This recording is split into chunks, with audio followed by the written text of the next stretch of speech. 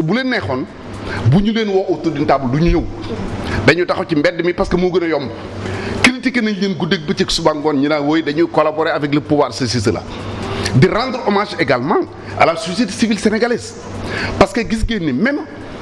renvoi élection yi bi ñu ko defee les élections yii di ñëw nii ni ñu ko defee woon mu mel ni am na rëq-rëq le ministre de l'Intérieur am quand même le courage de reconnaître que renvoi bi ñu defoon te fixé wuñu beneen date am na faille mu rectifier ko bi mu ko defee la société civile par la voix de Moundiaye Ciss dafa gën féliciter le ministre de l'Intérieur ci travail boobu mu def donc li ñuy jàpp ci loolu rek mooy muy société civile muy opposition muy majorité man dama jàpp ni man parti politique c'est un cadre qui me permet de m'exprimer mais du cadre boo nga mën na changer sama ay convictions li ñu nekk ci man certainement moo nekk ci ñeneen donc travail bi fi am c'est un travail à saluer donc bu ñu demee ba démb encore une fois c'est la dernière séance ñu avancé bu baax nag parce que première avancée significative mooy toute l'opposition je dis bien toute l'opposition parce que ku fa teewul directement teew nga fa indirectement ñenn ñi dañ fa teew parce que seen groupe ba nga fa ñeneen ñi dañu bokk ci yeneen cadre muy le front de résistance nationale donc kenn lañ mënul wax ni moo fa teewul mooy le PDS en dehors du PDS tous les autres partis moo tax d'ailleurs je dénonce souvent ñi nga xam ne dañuy tenir un double langage nekk fa ba pare suñu génnee di critique ñi nga xam ne ñoo nekk ci dialogue politique bi alors que ñoom ña nga fa donc ñuy bu ñu demee ba loolu moo tax ma ni première avancée bi ñu am mooy que toute l'opposition et la majorité toog autour d'une table déjà loolu c'est gagné et je prends à témoin mon frère ami c'est le professeur Babacar Kanté qui nous disait est-ce que yéen a ngi réaliser li ngeen di def nii les hommes politiques toog autour d'une table di jéem a trouver une solution au moment où dans d'autres pays ay fetal la ñuy dóorante ba la communauté internationale mooy ñëw di leen attester donc encore une fois vraiment je tire mon chapeau. déggoo yi nga xamante ne ni am na ci waxtaanu démb yi yaa ngi koy tudd léegi terme de référence yi ñu ngi ciy waxtaan laataa ñuy samp Famara est-ce que loolu mën na nekk. mais mën na nekk xam nga lu tax man du ñu nekk di discuter ci ñii di ko tuddee terme de référence ñii naan déclaration li am solo mooy xam nga mooy la. ñun ñooy dialoguer ñun ñoo nekk ci cadre ci terrain politique bi ñun ñoo xam lan lañu bëgg ñu càmbaral ñu ko mais sa mbubb mi tey boo ko yóbbuwoon ci tailleur doo ñëw xëpp ko ni ko ñawal ma boo ko di ñawal ma dina la lu ma lay ñawal ab ndoket nga bëgg wala grand boubou nga bëgg wala sipp nga bëgg wala xit mbala loo bëgg du dëgg c'est la même chose donc ñun ñoo war a wax lan la ñu bëgg ñu xoolal ñu ko le fichier électoral par exemple kañ lañ bëgg fichier kañ de telle date à telle date processus électoral bi lan lañ bëgg ñu xoolal ñu ko lii ak lii ak lii bu boobaa nag ñu soog a woo ay jàmbur parce que xam nga encore une fois et je suis d'accord avec mon ami tout à l'heure quand il parlait de Famara qu'il soit présent ou non Famara bokkul ci commission politique commission politique dirigée par le général Niang et la commission cellulaire ñu ngi avancé bu baax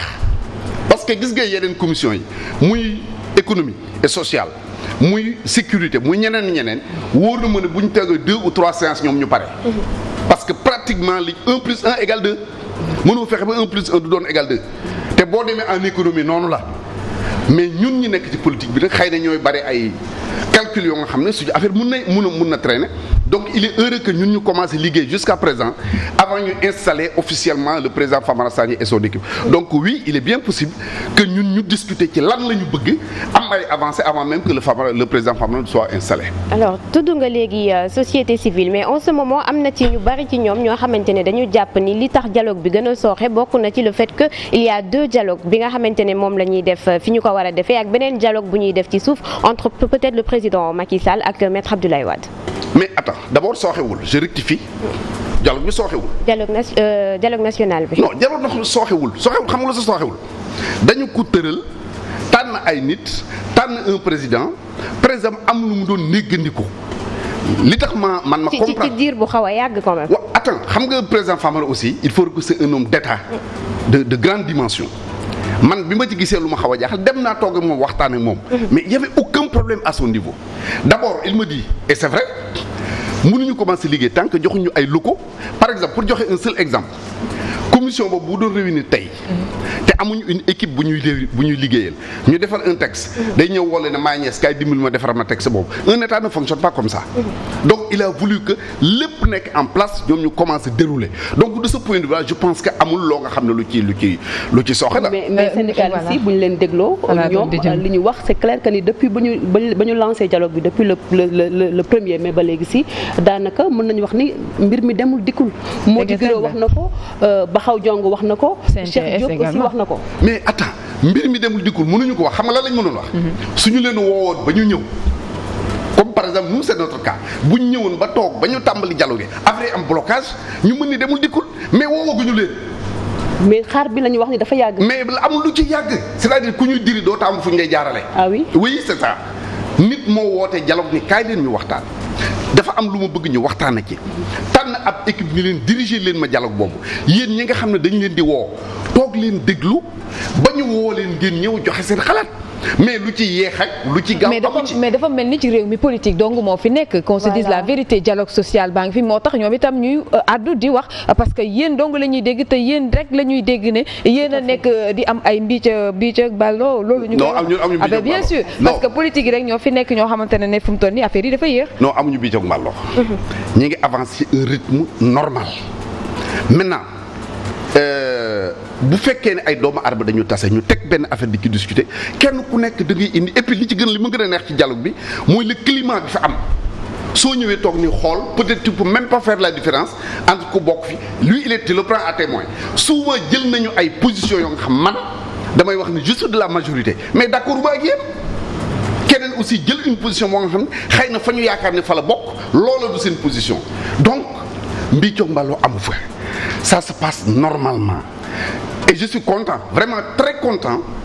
que ñi nga xam ne dañu nekk ay syndicats nekk dans le secteur social yàkkamte ñu toog pour discuter loolu li muy wane rek mooy kenn ku ci nekk bëgg nga réew mi kenn ku nekk bëgg nga liggéey réew mi mais ñoom chaque année ñu ngi ci ay discussions ñu ngi ay commission xamal lan ak lan ñu ngi dem 1er mai ils sont reçus par le président de la République donc ils ont énormément d'occasions yu ñu dialogué yoo xam ñun sax amuñu ko. bëgg réew mi wala bëgg seen intérêt également parce que ku ci nekk sa intérêt tamit ngay viser. depuis boobu ba léegi looloo indi problème yi aussi. non il faut quand même respecter les gens qui sont aussi bien dans les syndicats que dans les partis politiques. Effectivement. politique dafa métti syndicat dafa métti. Donc il faut arrêter de penser que les gens sont là pour leurs intérêts personnels parce que intérêt ku koy wut xam nañu fan nga koy wutee ku fexe ba liggéey sa ñaari dërëm bëgg ko lekk doo politique doo syndicat xam nañ ni ngay def donc je suis convaincu que ñoom comme ñeneen ak ñeneen ils ne sont guidés que par des intérêts muy les intérêts de ce pays là loolu aussi il faut quand même que mi ngi mel ni tey c'est pas parce que je suis en face de la presse souvent vous m'entendez parler de la presse wula may wax ci justice wula police wula gendarmerie di wax ne ay keno lañu yu ñu am importance ci réew kenn waru ko détruire on n'a pas le droit de venir dire presse bi moo yàq réew mi on n'a pas le droit de dire la justice n'est pas indépendante alors que ce n'est pas vrai on n'a pas le droit d'attaquer